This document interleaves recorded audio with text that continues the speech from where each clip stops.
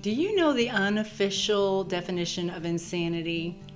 Hi, I'm Gina. Here at Hope and Cope, we talk about essential skills we need to have our best life in spite of painful and sometimes even tragic life events and situations. I've heard the definition of insanity is doing the same thing over and over again and expecting different results. Have you ever done that? Because I know I certainly have. I know in the past I have used some unfortunate methods to try to change someone else's behavior. I have sulked and cried and given the silent treatment. I have put people on guilt trips and dissolved into tears multiple times to try to get my way. I have used sarcasm. None of these things I am proud of. That were part of my younger days, and I have learned better since then. But I have still tried them repeatedly, looking for a different response each time. It's kind of funny that we do the same thing over and over again, and we really do expect a different result. We expect that person to behave differently the next time we use sarcasm, or the next time we're rude, or the next time we sulk, and that's just not going to happen. We're going to get the same result we did the previous times, but we're shocked over and over again.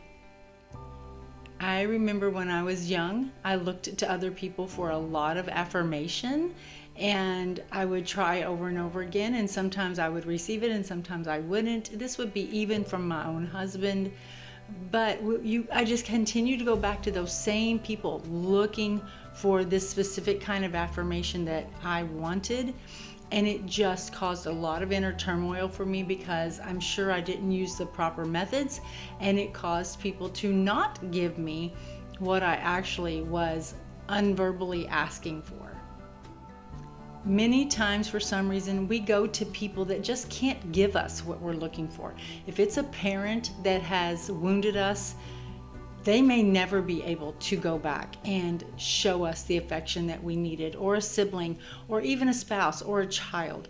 It just might not be something that can be resolved just with us looking for and making hints toward affirmation that we would like to have. It's far healthier for us to affirm ourselves, and it's far healthier for us to quit going back to the same people for things that they either can't or won't give us. So why do you think that we go back over and over and over again to that same person for the same thing, trying the same thing, and still getting the negative results? Why?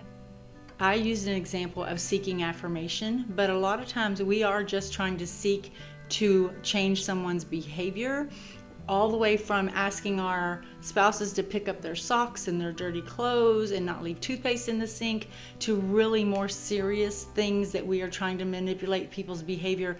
In this channel we talk a lot about addiction. So I don't think trying to manipulate someone's behavior is going to be effective. And once we try something once or twice or a dozen times or over and over through the years and it doesn't work, we need to just get an understanding that I am on the wrong track. This is not going to work. They are not going to change. And I keep going through these same processes and end up getting hurt. And at some point I need to take responsibility for myself getting hurt when I keep trying the same things on the same people and getting the same results. Depending on what kind of behavior modification we're trying to get, we may need to just quit going to that person for that behavior modification, or we need to try a different method. So if you are trying to get someone that is an alcoholic or addict to quit bringing their insanity into your life space, and you just ask them and you tell them, you're killing me, you're driving me crazy, you're going to make me lose my mind. If none of that is working to modify their behavior, then you need to do something different to modify the way it affects you. And that would be many things, and there's so many different situations that it's hard to say. But one would be not making yourself so available, saying, I'm sorry, I'm busy, or I'm sorry I can't be with you today, we'll have to make other plans, or just right now while you're going through this, I need some space from you. Lots of different things we can do. You know, some people in different relationships, it could go all the way down to changing the locks on your door, getting a restraining order, getting a legal separation. There's just a lot of different things that we have to do sometimes to change our methods to get the desired results that are needed in our life. And instead of going all the time with the same methods that are not working, we need to be the sane one. We need to be the rational one and realize I've got to do something different to get a different result. For those of you that know my story, for years my husband was dependable in our marriage. He was dependable spiritually, mentally, emotionally, physically. And so when that changed, it was hard for me to realize that I could no longer go to him for some of the things that I had expected from him in the past. But once I did finally clue in, I realized I needed to go to other people for those things. If I needed emotional support, mental support, spiritual support, I had to realize that no longer can he be honest, and no longer can he keep his word to me.